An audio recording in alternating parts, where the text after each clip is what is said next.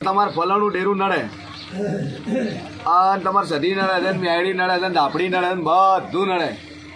પેલો બાપડો મરતો એમ કે નડે છે તો કે નડે ભુવાજી શું કરવું પડશે કે ઊભું તો ના રહે, તમારા પર વિશ્વાસ નહીં. તો કે વિશ્વાસ નહીં શું કરશો? તો કે એક કામ કરો, જમીન લાવો. તો હગો ભાઈ વિશ્વાસ કરતો ને એનું જમીન કોણ થાય? કોઈ જમીન થાય નહીં.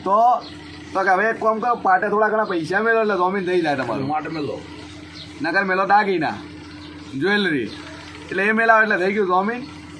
એટલે વરે 15 દાડા બાધા હાલે અને 15 દાડા ચડે બાધા લે ભાઈ શું કે હવે દેવ ભરોસો કરતો નહીં, હવે બેહાડવાની તૈયારી કરો. મટક ના મટક એ પછી વાત છે. અને બિહાર તો પછી મટી જાય કે તો કે બિહારમાં શું કરવું પડશે કે મારો ખર્ચો થાય કે જેટલો કે 50,000 રૂપિયા કોઈ ઢમણા બીજા બધું થઈ એટલે 50,000 ભુવાજીને ગીજામ જતા હોય, બીજું લોબું કોઈ હોય નહીં. દેવ બેહાડવામાં 1 રૂપિયો ખર્ચો થતો નથી. 20 રૂપિયાના નાળિયેરમાં દેવ બેહી જાય, કોઈની જરૂર નહીં.